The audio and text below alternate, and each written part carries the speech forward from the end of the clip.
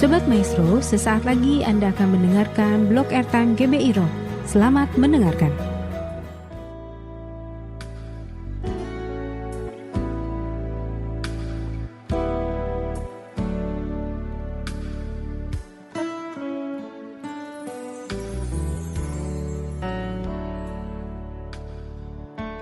Salam buat Bapak Ibu sekalian, puji Tuhan. Kita ketemu kembali di dalam ibadah kita di bulan Mei ini. Sebagaimana kita tahu bahwa bulan Mei kita masuk pada suatu tema yang sangat luar biasa. Tema kita adalah tema yang sangat menantang, tema yang membuat kita bisa bergerak maju. Tema kita adalah tentang collaboration. Yang ada di dalamnya consolidation atau unity, juga ada sinergi, ada teamwork. Dan pada saat ini kita akan berbicara tentang unity. Unity adalah sesuatu yang indah untuk didengar. Istilah unity atau kesatuan adalah sesuatu yang sangat populer. Orang di mana saja mengatakan bahwa unity diperlukan. Orang mengatakan where there is unity, there is victory. Ada kemenangan jika ada kesatuan. Orang mengatakan bahwa dengan unity maka produktivitas akan semakin tinggi. Bahkan istilahnya pun sangat banyak yang indah-indah. Unity in diversity. Ada kesatuan di dalam perbedaan-perbedaan. Bahkan kita tahu bahwa di negara kita pun dikenal istilah Bhinneka Tunggal Ika. Berbeda-beda tetapi tetap satu juga. Namun seringkali kita tahu bahwa penerapan unity bisa menyimpang dari apa yang sesungguhnya. Dan kali ini unity saya akan lihat dari hal-hal yang seperti apa yang Tuhan mau secara biblical. Karena kita lihat bahwa unity yang disampaikan di dalam bahasa Yunani, dikatakan di sana unity adalah henotes. Yang artinya adalah pemakaian yang sangat spesifik digunakan untuk warga kerajaan Allah mempelai Kristus supaya kita tidak sekedar bicara tentang aktivitas, tetapi kita tahu bahwa yang dimaksud adalah bicara satu iman dan satu roh. Jadi kalau kita lihat di sini, maka unity bukan sesuatu yang sekedar kita melakukan hal yang sama, tapi unity adalah bicara satu iman dan satu roh. Makanya saya katakan bahwa ada perbedaan dengan konsep yang ada di dunia ini. Ada perbedaan dengan konsep yang ada dalam kehidupan sehari-hari. Karena unity yang kita maksud adalah unity di dalam satu iman dan juga di dalam satu roh.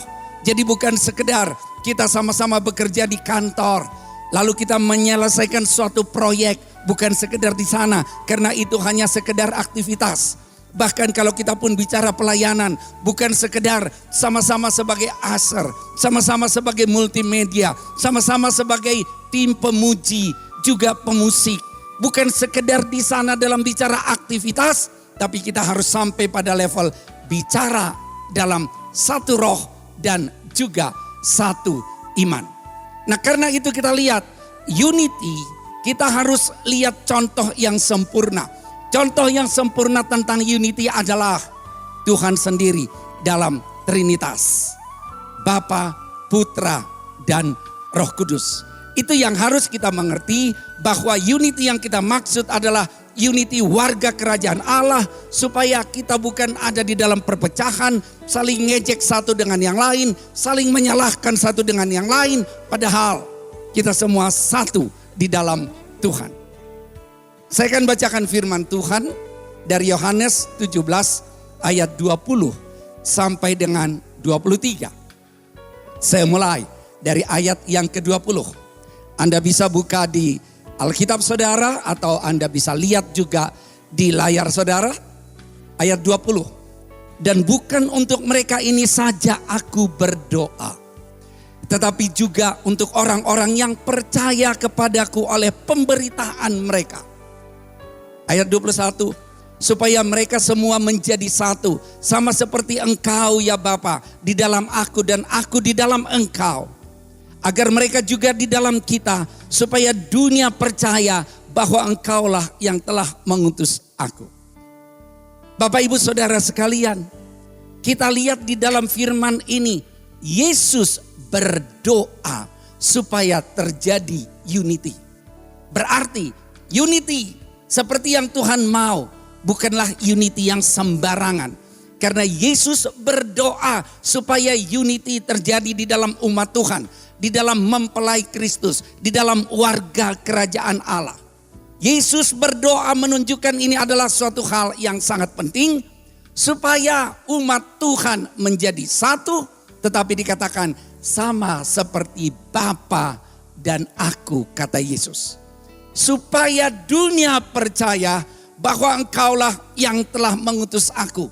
Jadi goalnya adalah dunia percaya bahwa Yesus diutus oleh Bapa di sorga supaya dosa manusia diampuni. Yesus diutus, kemudian disalibkan, mati, dikuburkan, lalu bangkit pada hari yang ketiga. Kemudian dia naik ke sorga. Dunia harus percaya ini. Tetapi dunia tidak akan percaya kalau semua warga kerajaan Allah tidak ada di dalam unity. Kalau gereja Tuhan saling menyalahkan satu dengan yang lain. Kalau para hamba-hamba Tuhan menyalahkan satu dengan yang lain. Menganggap yang satu benar, menganggap yang lain keliru. Menganggap yang satu paling tepat, menganggap yang lain kurang tepat. Bukan itu yang Tuhan mau. Yang Tuhan mau adalah kita unity dalam satu roh dan satu iman. Kemudian di ayat 22 dikatakan, dan aku telah memberikan kepada mereka kemuliaan yang engkau berikan kepadaku, supaya mereka menjadi satu, sama seperti kita adalah satu. Ayat 23, aku di dalam mereka dan engkau di dalam aku, supaya mereka sempurna menjadi satu, agar dunia tahu bahwa engkau yang telah mengutus aku dan bahwa engkau mengasihi mereka sama seperti engkau mengasihi aku. Saudara, dikatakan di sini bahwa Yesus mengatakan, aku telah memberikan kepada mereka kemuliaan supaya mereka menjadi satu. Untuk kita umat Tuhan menjadi satu, Tuhan memberikan kemuliaan. Wow, apa kemuliaan? Kadang-kadang orang pikir kemuliaan adalah wah hebat terkenal. Kadang-kadang orang pikir kemuliaan adalah mereka mempunyai karisma. Kadang-kadang orang pikir kemuliaan adalah sekedar wow wajahnya bercahaya. Kalau saya lihat di dalam bahasa aslinya, kemuliaan adalah kabod di dalam bahasa Ibrani atau doksa di dalam bahasa Yunani, yang maksudnya adalah kualitas. Berarti kita umat Tuhan akan bisa satu dikala kita komit akan kualitas. Kualitas berarti suatu bobot yang memang berbeda dengan dunia ini. Kualitas harus kita tingkatkan. Berarti kita harus terus belajar. Kita harus terus mengerti apa yang Tuhan mau supaya kualitasnya meningkat. Kualitas di dalam komunikasi, kualitas di dalam kerendahan hati, kualitas di dalam kesabaran, itu harus kita tingkatkan supaya kita bisa tetap ada di dalam unity. Dan kalau ini semua kita perhatikan, maka ada beberapa hal yang kita pantas camkan.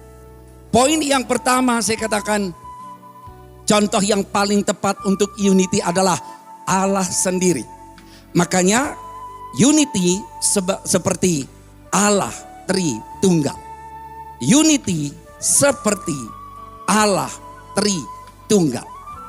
Contoh yang paling tepat untuk unity adalah Allah Tritunggal. Kadang orang bisa bertanya, kenapa ya Tritunggal? Kenapa bukan Dui Tunggal? Saya mau katakan, kalau Dui Tunggal itu tidak akan bisa mewakili komunitas. Dui Tunggal sangat terbatas. Apalagi kalau tunggal saja. Kalau tunggal saja maka itu tidak mengekspresikan kasih. Tetapi kalau Tritunggal itu menunjukkan bahwa bisa mewakili komunal, komunitas, kelompok. Jadi untuk memberikan kasih, untuk menyampaikan kasih diperlukan ada suatu kelompok. Itulah Tuhan yang kita kenal. Karena Allah adalah kasih. Maka contoh yang paling tepat untuk kita lihat ada unity adalah Allah sendiri. 3 pribadi, bukan 1 pribadi, tapi 3 pribadi. Dan kita tahu bahwa 3 pribadi ini adalah satu Tuhan sendiri. Kejadian 1 ayat 26 mengatakan demikian.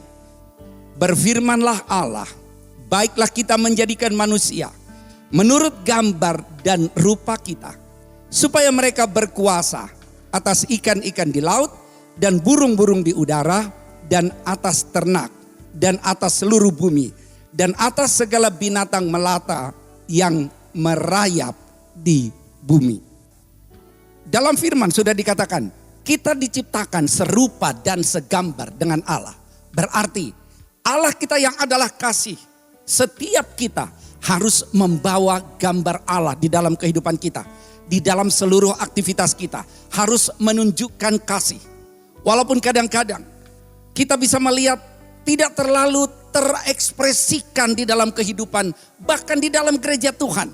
Suatu ketika ada seorang yang melakukan penelitian di dalam gereja. Kemudian penelitian dia ini adalah tentang tugas dia di dalam sekolah teologi. Waktu dia melakukan survei dengan kuesioner, salah satu pesannya adalah tolong dicantumkan jemaat Tuhan kira-kira berasal dari mana. Kenapa ini dia katakan? Karena menurut dosen tersebut, sejauh yang dia lihat, ada suatu hal yang umum terjadi di Indonesia. Dia katakan bahwa kalau gembalanya dari suku tertentu, maka jemaat yang ada di sana kebanyakan dari suku itu. Kalau gembalanya dari kelompok tertentu, maka jemaat yang ada di sana adalah dari kelompok tersebut. Jadi ternyata hal tersebut sebenarnya bukan sesuatu yang biblikal. Karena yang Tuhan mau tetap ada variasi. Justru unity, bukan uniform. Tapi kadang-kadang orang hanya mencari siapa yang satu suku dengan dia. Kadang-kadang orang hanya mencari siapa yang satu level ekonomi dengan dia. Kadang-kadang orang hanya mencari siapa yang level pendidikannya sama dengan dia. Tuhan bukan seperti itu. Yang Tuhan mau adalah tetap ada dalam keberagaman, tetapi ada dalam satu roh, tetapi ada di dalam satu iman. Itu yang Tuhan mau. Nah jadi mari kita lihat bahwa contoh yang paling tepat adalah Allah sendiri untuk unity. Yang kedua adalah unity perlu dipelihara. Karena kita lihat juga bahwa unity in diversity berarti satu di dalam perbedaan-perbedaan yang ada. Kalau orang ada dalam satu jenis kelompok dari suku tertentu, maka unity lebih mudah. Tetapi kalau orang dalam variasi latar belakang berbeda-beda, maka unity bukan suatu hal yang mudah, tetapi adalah suatu hal yang harus dipelihara. Kalau saya bacakan firman Tuhan dari Efesus 4 ayat 1 sampai 3 dikatakan demikian. Paulus mengatakan, sebab itu aku menasihatkan kamu, aku orang yang dipenjarakan karena Tuhan, supaya hidupmu sebagai orang-orang yang telah dipanggil berpadanan dengan panggilan itu. Hendaklah kamu selalu rendah hati, lemah lembut, sabar, tunjukkanlah kasih dalam hal saling membantu dan berusahalah memelihara kesatuan roh oleh ikatan damai sejahtera. Maka kalau saya katakan hal ini akan menunjukkan kepada kita bahwa unity bukan suatu hal yang datang dengan sendirinya. Tetapi unity perlu kita pelihara, unity perlu kita jaga supaya jangan semakin lama maka unity tersebut hilang. Makanya Paulus menasihatkan kita harus rendah hati. Rendah hati artinya tidak menonjolkan diri, merasa aku paling hebat. Kadang-kadang orang kalau terlambat disapa oleh temannya, dia sudah merasa bahwa ini adalah suatu hal yang keliru. Saya kan orang hebat, kenapa aku nggak disapa? Padahal kalau kita rendah hati, kita nggak usah menunggu disapa orang, kita yang menyapa orang lain. Dan juga kita harus senantiasa lemah lembut. Kata-kata seperti apa yang kita ucapkan? Apakah kata-kata yang penuh dengan amarah? Apakah kata-kata yang penuh dengan penghakiman? Suatu saat kita lihat orang melakukan yang keliru, lalu kita katakan, dasar kamu gak beres dari keturunanmu. Memang bukan keturunan yang baik. Itu bukan kata-kata yang lemah lembut. Dan kemudian harus juga dengan sabar. Kalau kita sabar, maka kita bisa memberi kesempatan kepada orang lain untuk berekspresi. Karena kalau kita lihat di dalam firman Tuhan, kalau saya lihat di dalam 1 Korintus 12 ayat 21 sampai dengan ayat 26, diibaratkan di sana sebagai tubuh Kristus. Tubuh Kristus terdiri dari banyak anggota. Ada anggota misalkan ada mata, ada tangan, ada kaki. Jangan sampai yang satu merasa lebih hebat daripada yang lain. Makanya dikatakan, hendaklah yang lebih dihormati justru menghormati yang lain yang mungkin kurang diperhatikan. Jadi dalam pelayanan sama, bukan berarti orang yang ada di panggung saja yang harus diberikan perhatian. Maka kalau orang ada di panggung dan kemudian dia mendapat penghormatan dari yang lain, justru dia yang harus memberikan penghormatan kepada orang-orang yang mungkin tidak muncul langsung terekspresikan. Ada orang mungkin di multimedia tidak langsung kelihatan di luar. Ada orang yang banyak bekerja di sekretariat tidak langsung terekspos keluar. Maka mereka itu adalah orang-orang yang harus kita hormati. Adalah orang-orang yang harus kita hargai. Dan kemudian harus kita lakukan dengan sabar. Karena kita tahu bahwa selalu ada proses dimanapun. Karena kalau saya katakan ada suatu siklus dalam konsolidasi. Awalnya adalah pembentukan atau forming. Kalau kita lagi membentuk suatu kelompok, maka lebih mudah pada saat awalnya. Karena semua sepakat ini adalah visi misi, ini tujuannya, maka semua orang akan bisa diarahkan dengan mudah. Tetapi kemudian waktu berjalan akan masuk kepada storming. Storming adalah gesekan satu dengan yang lain. Storming adalah seperti badai di dalam satu kelompok. Nah sekarang bagaimana menyikapi adanya storming tersebut? Jangan sampai anak-anak Tuhan yang ada dalam satu pelayanan, begitu ada suatu storming lalu dikatakan aku akan pergi, aku akan pindah ke tempat lain. Lah dimanapun akan ada storming, dimanapun akan ada suatu gejolak. Dan dalam storming ini memang satu dengan yang lain akan saling selling, akan saling mengatakan ini kurasa yang paling tepat, ini kurasa yang paling pas, ini kurasa yang paling efektif. Dan ada banyak hal yang ditawarkan dan pada saat tidak terlalu direspons apa yang dia bilang, maka dia bilang sudah aku pergi saja, aku tidak cocok di tempat ini. Tetapi kalau kita dewasa, kita tahu kita satu roh, maka kita akan menyikapi secara baik. Dan kemudian kalau kita menghargai yang lain dengan sabar, dengan rendah hati, dengan kasih, maka akhirnya storming ini berlalu. Dan kita akan masuk kepada norming. Dalam norming tersebut kita akan buat beberapa hal, ketetapan-ketetapan yang baru, kesepakatan yang baru untuk kita meraih hal-hal yang lebih tinggi lagi.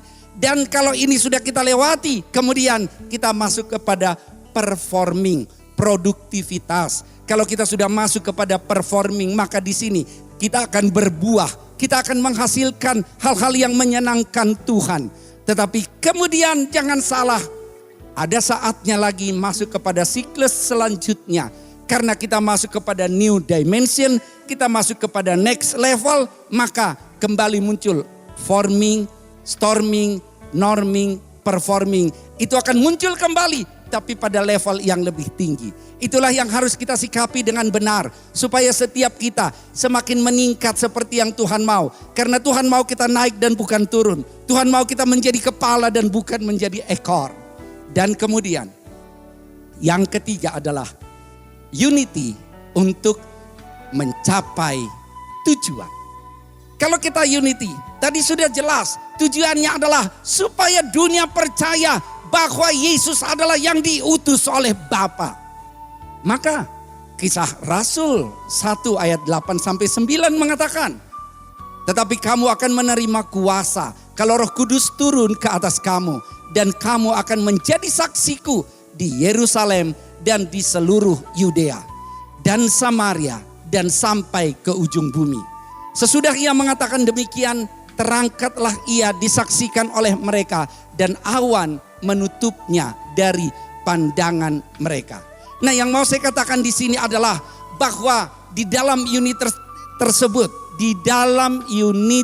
tersebut ada goal, ada tujuan, ada hal yang Tuhan mau dalam hidup kita. Makanya dikatakan supaya dunia percaya, dan juga dikatakan kita akan menjadi saksi Kristus mulai dari Yerusalem, bicara daerah terdekat kita, keluarga kita, gereja di tempat kita berada di mana, di kota kita. Kemudian sampai ke Yudea, lebih luar lagi, mungkin satu pulau. Dan kemudian Samaria, mungkin kita katakan satu benua. Dan akhirnya adalah sampai ke ujung bumi. Tuhan mau kita menjadi saksinya. Tetapi jangan kita berpikir bahwa kita menjadi saksinya sekedar karena Tuhan butuh. Aku harus lakukan karena Tuhan perlu. Bukan. Karena Tuhan sudah mengasihi saudara dan saya. Kalau bicara butuh, Tuhan bisa memakai segala sesuatu untuk membuat kita paham apa yang Tuhan mau dalam hidup kita. Misalnya aja sekarang ini ada pandemik corona, COVID-19. Tuhan bisa pakai itu supaya setiap anak-anak Tuhan semakin unity. Tuhan bisa pakai itu supaya setiap anak-anak Tuhan mengerti bahwa dia dipanggil untuk menjadi Kristus. Di mana? Di dunia yang Tuhan tempatkan dia. Karena kita paham semua, segala sesuatu ada dan diciptakan untuk satu tujuan. Jadi kalau saudara dan saya ada di dunia ini, ada tujuan Tuhan dalam hidup kita, menjadi saksi kerajaan Allah. Dan kemudian kita harus unity dengan yang lain, karena semuanya mempunyai peran yang berbeda-beda, karena kita adalah anggota tubuh Kristus. Itu hal-hal yang harus kita perhatikan, sehingga dalam unity akan bisa diraih goal yang lebih besar, goal yang lebih spektakuler, karena kita adalah perwakilan kerajaan Allah. Jadi kalau saya lihat dalam unity tersebut, ada 3 hal yang sudah saya sampaikan tadi. Contoh unity yang paling tepat adalah Allah sendiri. Jadi unity seperti Allah Tritunggal yang semuanya diikat oleh kasih. Itulah yang harus kita lakukan. Kita harus diikat oleh kasih. Kalau kita betul dalam unity, bukan hanya sekedar aktivitas, bukan hanya sekedar bagi-bagi sembako, bukan sekedar hanya bagi alat pelindung diri dalam konteks sekarang ini. Tetapi itu kita lakukan karena kita satu roh dan satu iman. Dan juga unity tersebut perlu dipelihara. Saya sudah katakan kadang-kadang ada gejolak, kadang-kadang ada tantangan. Tetapi orang yang dewasa tidak akan mengatakan, ya sudah aku pergi saja. Karena di sini ada persoalan. Tetapi orang yang dewasa lebih mengerti apa yang harus aku tingkatkan. Karena firman Tuhan katakan besi menajamkan besi dan manusia menajamkan sesama. Ini terjadi dalam segala aspek kehidupan. Ini terjadi dalam keluarga. Saya mendengar ada yang mengatakan hari-hari ini dikala orang work from home, malah muncul ada perselisihan suami istri. Malah muncul ada yang mengatakan cerai saja. Padahal seharusnya dikala orang mempunyai waktu yang banyak di rumah, maka mereka punya kesempatan untuk memelihara unity. Dan ini bisa dilakukan kalau kita ada di dalam Tuhan. Dan kemudian kita mengerti yang ketiga adalah unity untuk mencapai tujuan. Karena dengan unity kita semua akan saling bahu-membahu. Makanya dikatakan bersatu kita teguh, bercerai kita runtuh. Tuhan mau anak-anak Tuhan bersatu dan tujuan Tuhan akan digenapi dalam hidup kita. Dan kita menjadi saksi kerajaan Allah sehingga dunia percaya bahwa Yesus adalah anak Allah yang diutus ke dunia untuk menebus manusia. Dan dia adalah Tuhan dan Raja. Puji Tuhan. Haleluya.